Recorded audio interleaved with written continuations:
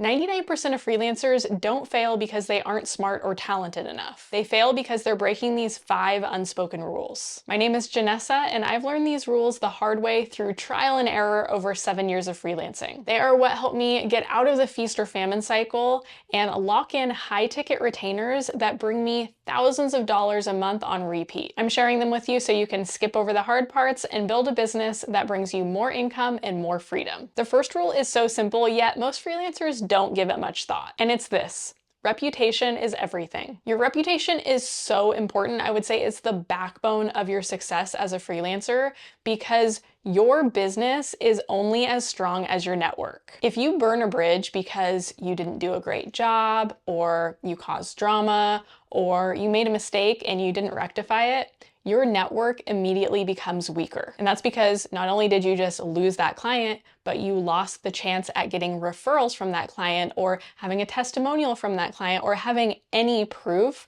that you did right by that client. And if this happens enough times, before you know it, you can't get clients. Developing an airtight reputation isn't hard. It also comes down to such simple things like meeting your deadlines, communicating, not being a diva, being a team player, doing what you say you're going to do when you say you're going to do it. But I see so many freelancers who don't do these basic things, and then they wonder why they aren't getting clients or aren't able to keep clients. Meanwhile, the freelancers who do these basic things end up looking like rock stars. If you are having trouble with clients, having trouble building your business, that's a sign that it's time to take a really good look at your business and your practices and ask if what you're doing is helping you build a good reputation or a bad one. A lot of freelancers make the mistake of overcomplicating their business, and it doesn't just affect them, it also affects their clients. Because if you're not efficient, it's gonna slow your clients down too. The fact is that speed and ease always win. When it comes to your business, you should always be looking for ways to make things faster and easier. This includes little things. I'm talking like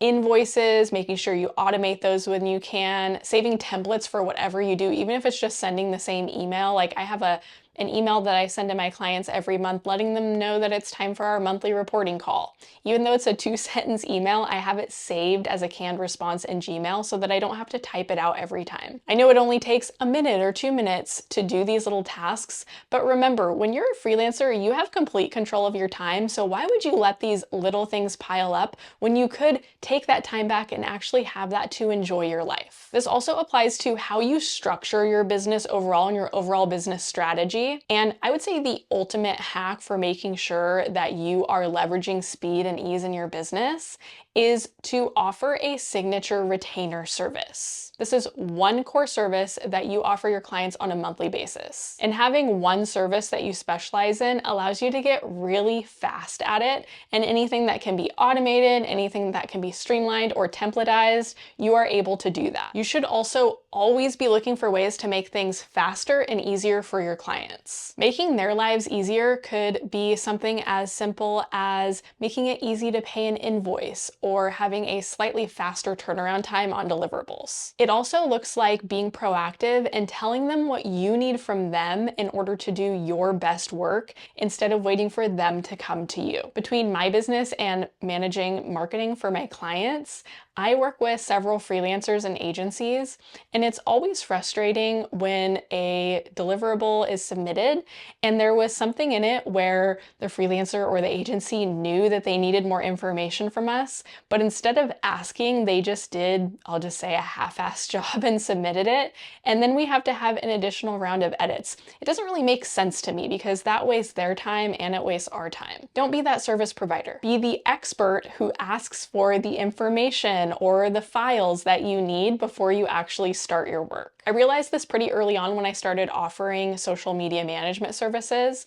that there was a specific checklist that I went through with each client, and instead of having a whole bunch of back and forth where I ask for information in waves, I just send them one checklist, and that way they can knock it all out at once, and I have everything I need to get started really quickly. And here's the secret: when clients feel that their time is respected, they'll respect your time in return. By the way, if you need to know what you should have set up in your business to make sure that your systems and your workflow run efficiently, go and grab my freelance startup checklist down in the description. It walks you through the step-by-step of setting up your business, so everything from setting your your income goal to onboarding your first client so you can set things up to be efficient from day one. I think one big misconception is that when you are a freelancer, your competition is other freelancers. Newsflash, it's not. Your competition is any solution that solves the same problem you do for your clients, even if it solves it in a different way. For example, AI can write blog articles. So ChatGPT is now competition for blog writers. If you look at the blog writers who are still successful in the age of AI, I guarantee you won't see them shying away from this issue. They know their clients are wondering, why shouldn't I just use AI? So they are addressing that in their marketing. That's because the most successful freelancers know that you have to face objections head on. So if you know your competition is AI, you focus on what you can do that AI can't. Things like developing an SEO strategy, having original ideas and experience that adds authority to content, which Google requires if you want your content to rank high. And publishing the content on their website. AI can't do that, and there's a lot of nuances that go into publishing content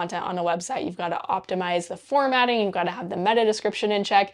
If you write blog articles, you know exactly what I'm talking about. It's not as simple as copying and pasting. So whatever type of service you offer, you should always be aware of what your client's objections are and what the other competition is. Remember, it's not just other freelancers. What other solutions might your clients be looking at? And for every objection and every other solution, you should have a counter argument for why your service is superior. Then incorporate that into your content and your website copy. Addressing objections is actually a secret to really compelling copy and sales, and it's something every freelancer should be leveraging. No matter what kind of service you offer, your job is to solve a problem. And when you're just starting out, it's normal to solve what I call assistant level problems. And I call it assistant level because if you think about the structure of a business organization, at the top, you've got the C-suite, like the CEO, and below them, you've got management, and then you've got associates and assistants. The CEO at the top makes the most money because they solve the biggest problems and they bring the strategy and the vision. Assistants make a living wage to do the tasks that bring the strategy and the vision to life. Now, the really cool thing about freelancing is that you can do assistant level jobs for multiple businesses and make way more than you would with a traditional job. But you will still hit a ceiling because there's only so much that people are willing to pay for assistant level work. Very often freelancers stall out at around $5,000 a month. The freelancers that break the ceiling are the ones who learn that solving bigger problems earn them bigger paychecks. Here's an example from my business. When I started offering social media management services, I charged between $800 and $1,200 a month. Now I offer social media management with content strategy for $2,500 a month. I'm able to charge more because brands need content, and just scheduling the content, scheduling posts, and coming up with a content calendar,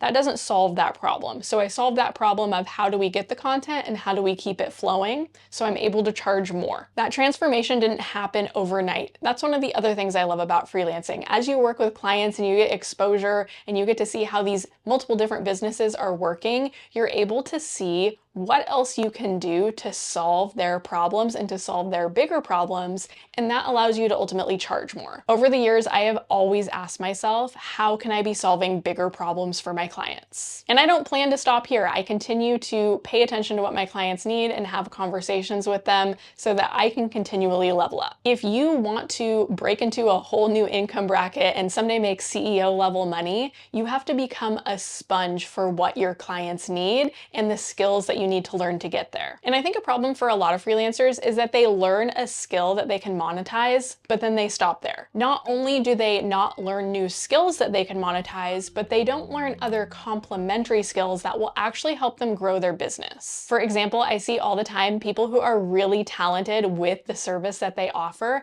but they don't know how to pitch, they don't know how to sell it, so they have a really hard time getting clients. The freelancers who win know that their skills are their greatest asset and they never stop growing them. I would say this is a trait of successful people, period. The really successful people that I have met who are self-made, meaning they have earned and worked for everything that they have, they are super curious. They always want to get to know people, they always want to learn from people, and they are always asking what else they can learn to level up, not just in business, but in life in general. If you want to have unwavering success, your appetite to learn needs to be just as big as your appetite to make money. I created this channel because I see a lot of talented freelancers who have an amazing skill that they can monetize, but they don't have the other skills that will allow them to actually grow their business. So if you want more freelancing business strategy and mindset content like this, make sure you're subscribed. And if you want to dive right into another video to learn how to build a stable freelance business, I'll put a couple here up on the screen and let you choose your own adventure.